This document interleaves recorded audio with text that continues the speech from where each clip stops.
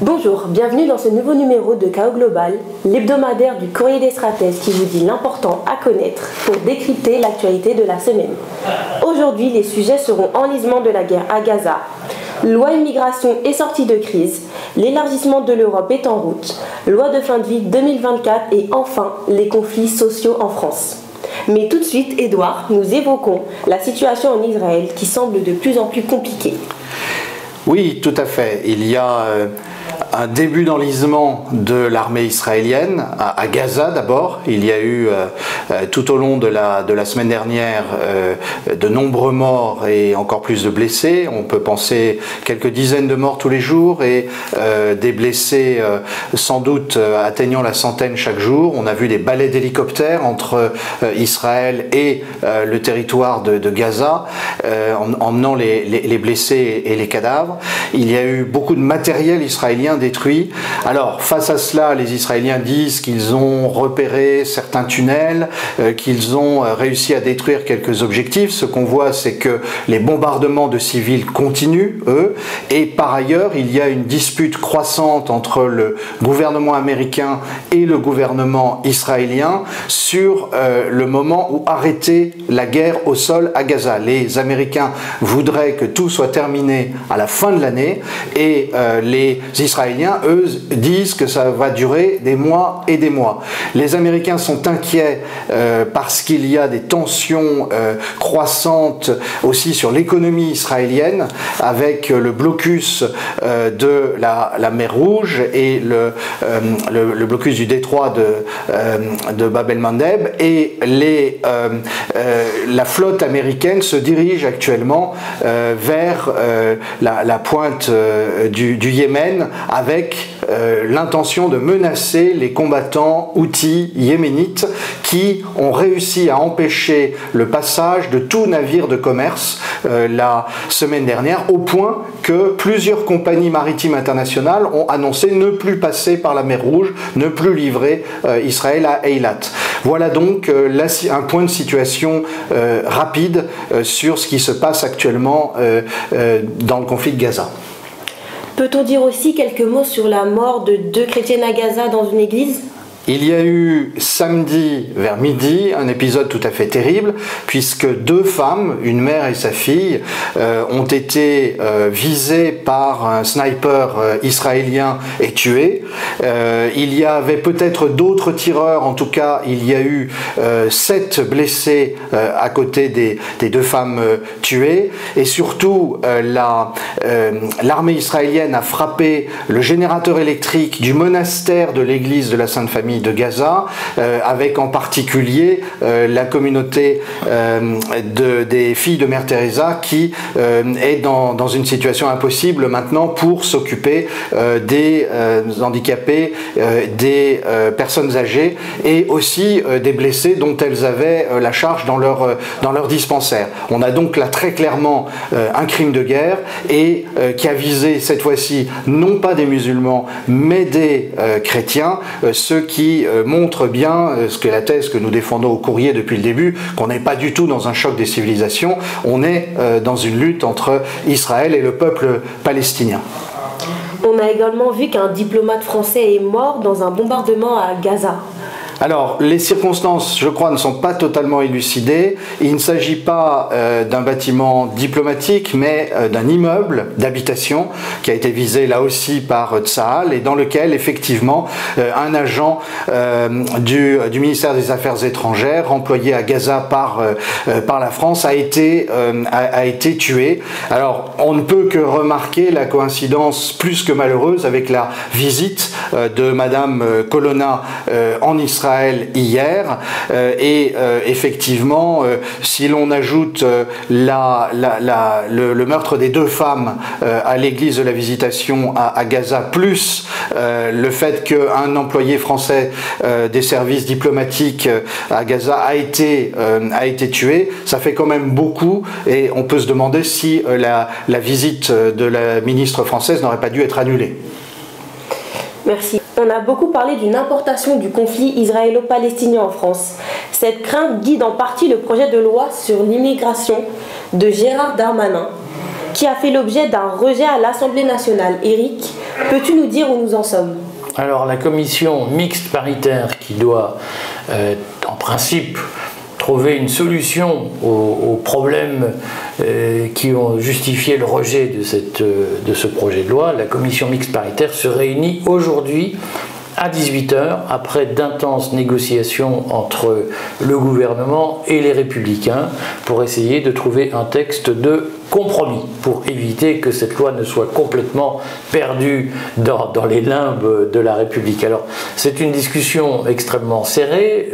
Encore à cette heure-ci, nous ne savons pas si, oui ou non, le texte va pouvoir aboutir. C'est une des grandes inconnues de la situation politique actuelle. On voit bien que plus le temps passe, plus le destin du gouvernement se joue sur des coups de dés et sur des coups de théâtre auxquels Elisabeth Borne est assez mal préparée.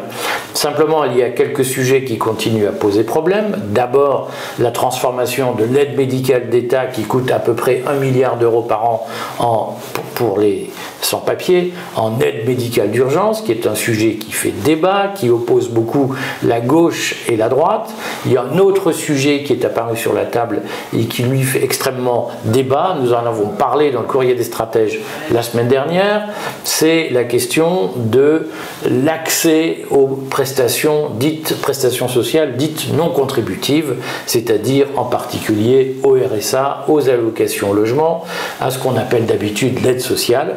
Et le gouvernement est plutôt sur une position ouverte. La droite au Sénat et la commission des lois ont validé un texte où les étrangers en situation régulière qui travaillent sur le territoire devaient justifier de 5 ans sur le territoire pour avoir droit aux mêmes prestations que les Français. Cette question-là fait débat. Il est question de distinguer entre les étrangers en situation irrégulière qui travaillent, les étrangers en situation irrégulière qui ne travaillent pas, pour créer des délais de carence, si j'ose dire, différents. Ce n'est pas encore tranché à l'heure actuelle. Donc nous saurons en fin de journée si oui ou non le gouvernement est parvenu à trouver une solution.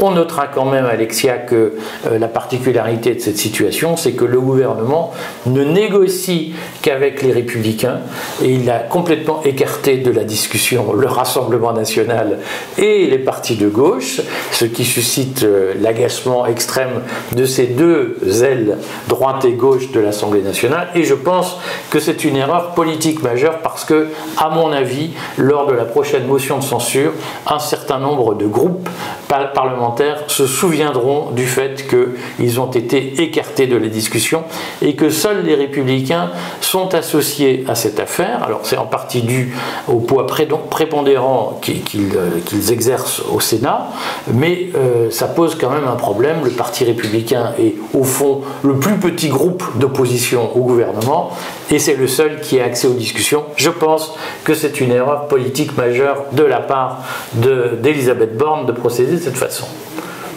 Si la commission mixte paritaire échoue, quelles solutions sont à la disposition d'Emmanuel Macron pour sortir de la crise? Alors c'est tout le problème puisque il y a des discussions depuis la motion de rejet lundi dernier, il y a des discussions à l'Élysée, il y a des discussions à Matignon autour d'Elisabeth Borne sur les possibilités de sortie de cette crise.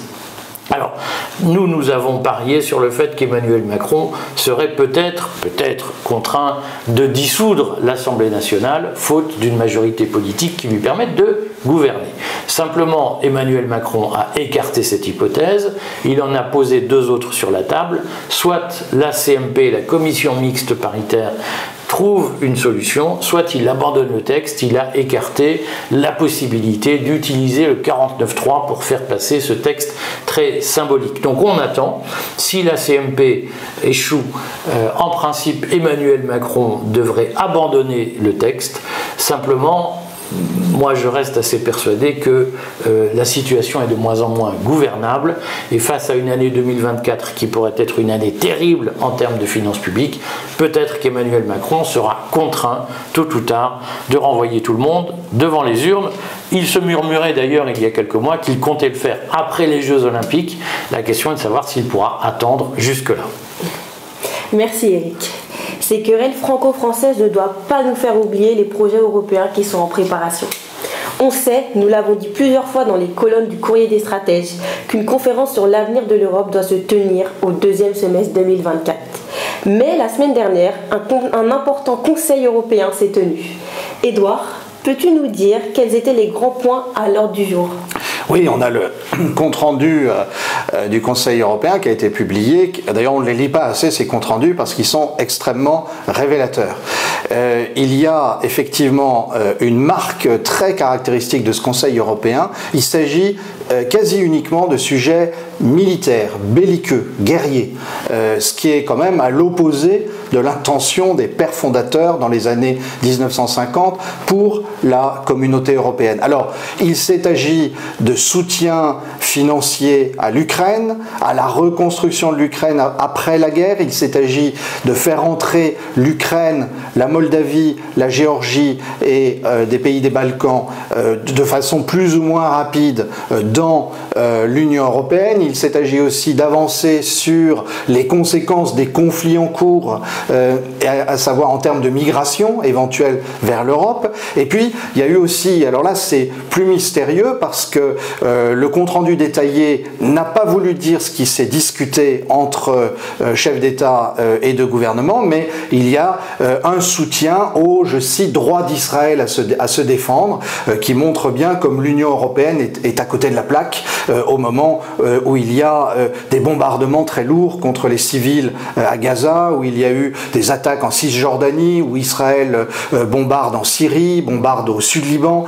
Donc on voit bien que l'Union européenne finalement est devenue une organisation favorable aux guerres de l'Occident, de l'OTAN, d'Israël, et ça va poser certainement des problèmes. Il y a eu des discussions aussi sur le remboursement des prêts à l'occasion du plan de relance européen, et on voit bien que la situation va se tendre.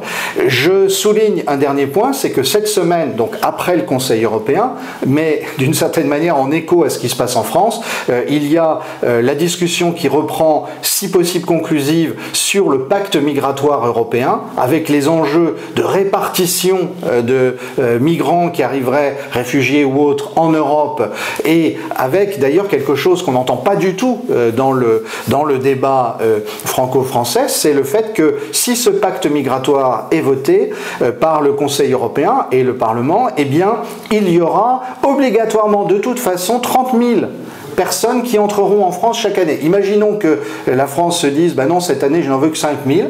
Eh ben non, ça ne sera pas possible parce que de toute façon il y en aura 30 000 commis d'office par les répartitions de migrants entre pays européens. Alors ça nous met directement au cœur de la future campagne européenne, mais aussi des ambiguïtés des grands partis, LR et les autres, qui finalement ne veulent pas dire que le loup dans la bergerie, c'est l'Europe, c'est-à-dire c'est l'Union européenne qui de toute façon peut rendre assez insignifiantes les débats qui ont lieu actuellement au Parlement. Voilà pour un point un peu global sur ce qui s'est passé ces derniers jours dans l'Union européenne.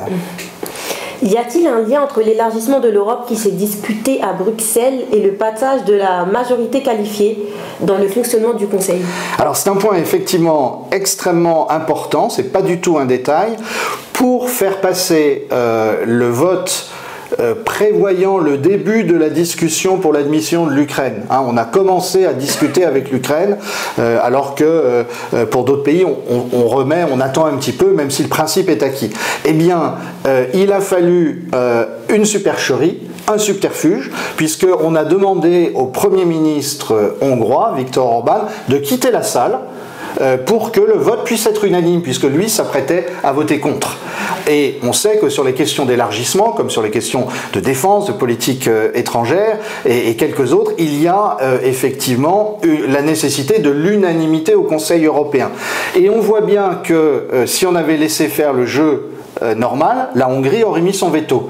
Donc les grands pays, France, Allemagne et autres, vont avoir tendance dans les mois qui viennent à essayer d'éviter ça, donc passer à des votes à la majorité qualifiée. Ça sera tout le sujet de la conférence sur l'avenir de l'Union européenne dans la deuxième moitié de 2024, après les élections européennes, sauf que nous disons au Courrier des stratèges qu'il faudrait absolument poser le débat avant, ça doit être un débat des élections européennes européenne, et on voit bien effectivement que sinon le jeu va être de pousser les pays à ne pas voter et donc d'imposer la majorité qualifiée.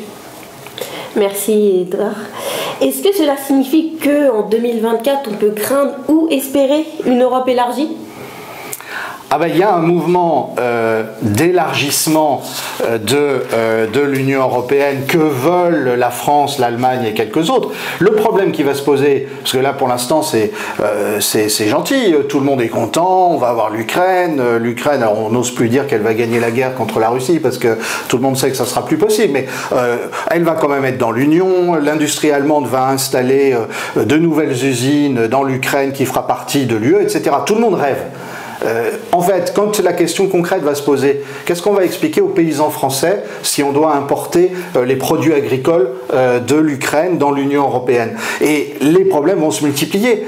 Donc, je pense que ça fait partie de cette année 2024 qui va être extrêmement dure pour le pouvoir en place, aussi bien à Bruxelles qu'à Paris. Merci Edouard. Pendant ce temps, en France, Emmanuel Macron semble vouloir inscrire un sujet mondialiste dans le calendrier politique. Il s'agit du sujet de la fin de vie.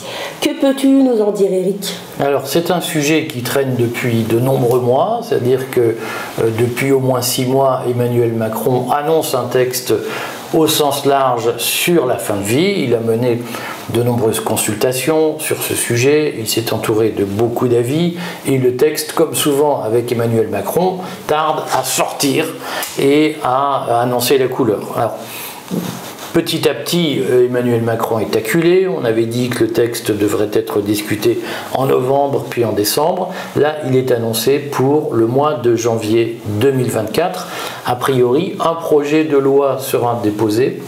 Il comportera 3 parties, une sur les soins palliatifs, une sur la fin de vie, l'autre sur, et c'est le sujet le plus important aujourd'hui qui occupe le plus l'opinion publique, et c'est sans doute le sujet qui clivera le plus, c'est une partie sur ce que je vais appeler le suicide assisté, c'est-à-dire d'une façon ou d'une autre l'aide à mourir pour ceux qui sont en situation notamment de maladies graves, incurables, et n'ont plus beaucoup d'espoir, n'ont plus aucun espoir pour s'en sortir. Françoise Hardy, la femme de Jacques Dutronc, le chanteur bien connu, Françoise Hardy qui souffre d'un cancer, c'est public, a écrit une lettre ouverte à Emmanuel Macron pour lui demander de faire passer ce texte pour aider ceux qui sont dans la souffrance physique du fait d'une maladie, pour les aider à pouvoir mourir dans ce que certains appellent la dignité, en tout cas avec le moins de souffrance possible. Dans le texte de Françoise Hardy, les critères sont très limitatifs, c'est-à-dire que le dispositif serait ouvert aux gens qui souffrent d'une maladie sans espoir de pouvoir guérir et d'une maladie qui est en stade terminal et qui procure des souffrances. Donc ce sont ces critères-là qui seraient pour l'instant demandé par la société civile, comme on dit. Simplement, tout le débat va être là, c'est-à-dire que je pense qu'une majorité de Français aujourd'hui peut entendre assez facilement que, à l'image de ce qui se passe dans un certain nombre de pays européens, on ne laisse pas un malade en stade terminal vivre dans d'horribles souffrances jusqu'à une issue qui est absolument certaine. Une majorité de Français, je pense, peut entendre que dans ce cas-là, on pratique un système qui aille au-delà de la sédation qui est aujourd'hui utilisée dans les hôpitaux. Simplement, toute la question va être, est-ce que le champ sera limité à ces cas-là, ou est-ce que, comme dans un certain nombre de pays, on le sait en Suisse, on le sait en Belgique, la possibilité de subir ou de choisir un suicide assisté sera élargie à d'autres cas. Et là, je crois que, comme sur le mariage pour tous, on risque de se heurter à une frange très conservatrice, pourrait-on dire, ou attachée à des valeurs fondamentales ou naturelles, d'autres diront, et qui risque de se crisper à l'idée qu'on introduise la possibilité du suicide dans notre législation. Donc le texte est très attendu, je suis absolument convaincu qu'il va susciter de très nombreux débats au sein même de la société civile, comme on dit.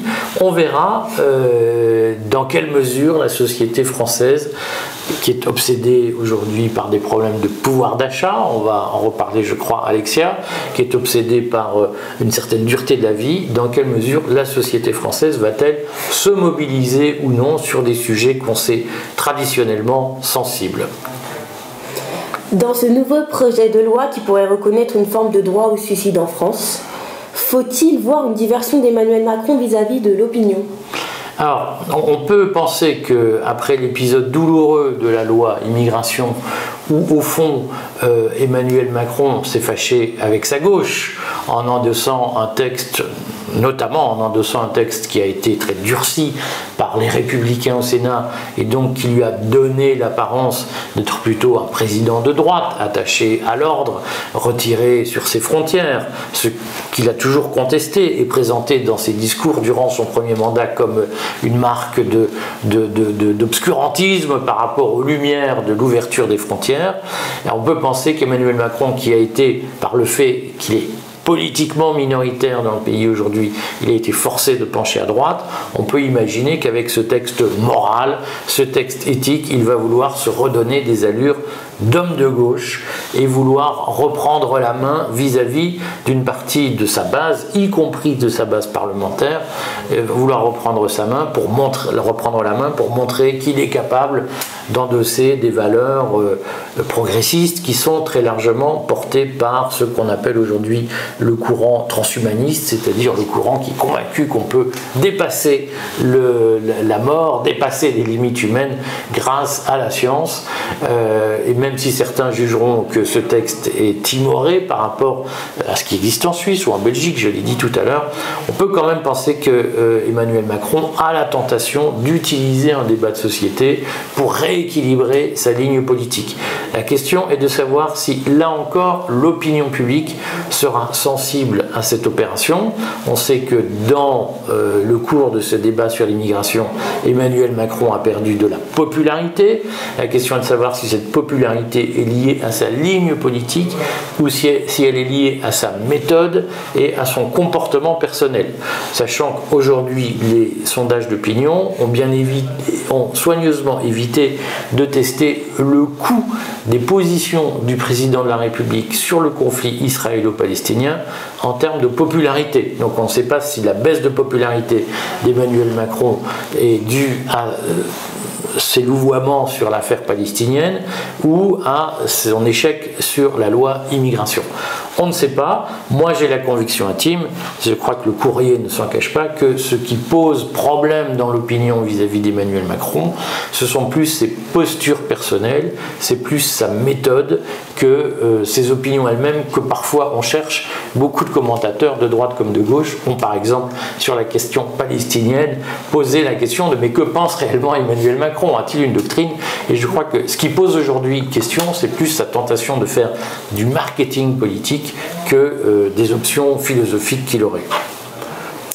Éric, je crois que je voulais précisément évoquer le climat social en France, qui est tendu. Alors j'ajoute en effet que dans ce cadre-là, on aborde l'année 2024 dans une situation et dans un contexte, notamment dans un contexte social, qui est passé totalement sous silence par le cartel de la presse subventionnée, mais qui soulève quand même de nombreuses questions.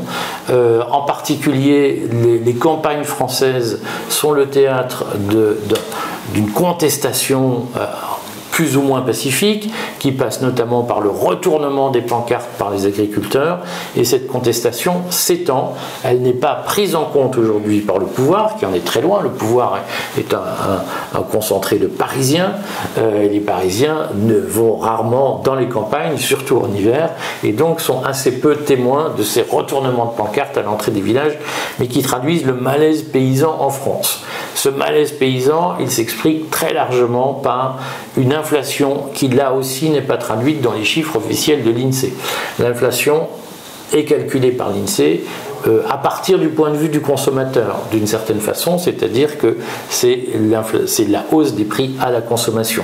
Or, les agriculteurs, comme beaucoup de petits patrons d'ailleurs, les agriculteurs doivent acheter des intrants, comme on appelle, c'est-à-dire des produits qui ne sont pas des produits de grande consommation, mais dont les prix s'élèvent. C'est particulièrement le cas de l'agriculture chimique. J'en profite pour dire, Alexia, que nous avons une série sur la chaîne YouTube du Courrier des Stratèges sur l'agriculture et l'évolution de ces techniques et notamment l'utilisation ou pas d'intrants chimiques. On parle beaucoup de permaculture, qui est un sujet qui agite les foules. Il se trouve que les agriculteurs qui ne pratiquent pas la permaculture mais qui pratiquent l'agriculture chimique sont aujourd'hui lourdement frappés par les augmentations de prix en tout genre, de matériel, d'intrants chimiques.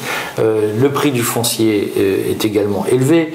Les taux d'intérêt obligent les agriculteurs à s'endetter de façon très coûteuse pour investir dans du nouveau matériel. Tout ça crée une grogne dans les campagnes. Mais le même phénomène se produit chez les petits patrons.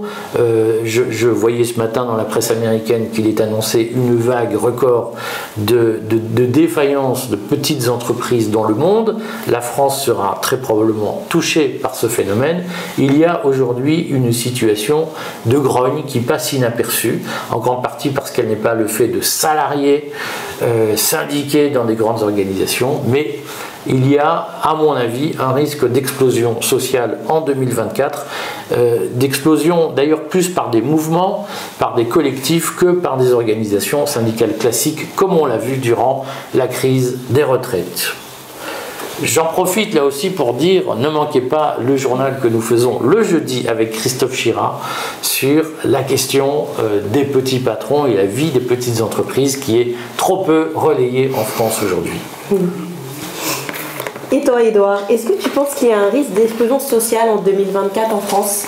Alors, Eric vient de décrire ce qui se passe dans les campagnes, par exemple. Effectivement, samedi, j'étais en Normandie, j'ai vu que quasiment tous les villages avaient leur plaque retournée.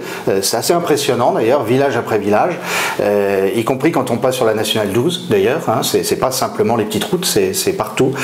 Et je crois que effectivement, on va se retrouver dans une situation qui, un peu comme au moment des Gilets jaunes, un peu comme au moment du conflit des retraites, va mettre sous pression le gouvernement. La grande interrogation, c'est quel sera le relais politique de cette contestation. Parce qu'en fait, les conflits sociaux ne peuvent aboutir que s'ils ont un porte-voix politique. Et on sait que au moment de la crise des Gilets jaunes, les Républicains se sont totalement effondrés politiquement. Ils n'ont pas osé mettre sous pression Emmanuel Macron. On a vu sur le conflit des retraites comment, à force de tactique, Emmanuel Macron s'en est sorti. On voit là qu'avec la loi sur l'immigration, ça devient compliqué pour lui. La question, c'est de savoir si on passe à l'étape suivante, c'est-à-dire que l'un des grands responsables politiques décide que ça suffit. Maintenant, il faut un changement au moins de majorité parlementaire, ou plutôt il faut une majorité parlementaire, ce qu'il n'y a pas actuellement. Donc 2024, c'est l'année de tous les dangers pour le gouvernement, et le génie tactique d'Emmanuel Macron, qui a réussi à naviguer entre tous les rochers, pourrait connaître ses limites, mais malheureusement, ses opposants jusqu'à maintenant ont été velléitaires. Tout va dépendre de savoir s'ils changent de comportement. Merci Édouard. Mesdames et messieurs, je suis très heureuse d'avoir présenté ce premier journal Chaos Global du Courrier des Stratèges. N'oubliez pas de vous abonner. Le Courrier a besoin de votre abonnement pour poursuivre sa mission d'information. Il s'agissait du dernier journal de l'année. Nous vous souhaitons nos meilleurs vœux. Et nous vous retrouvons le 8 janvier.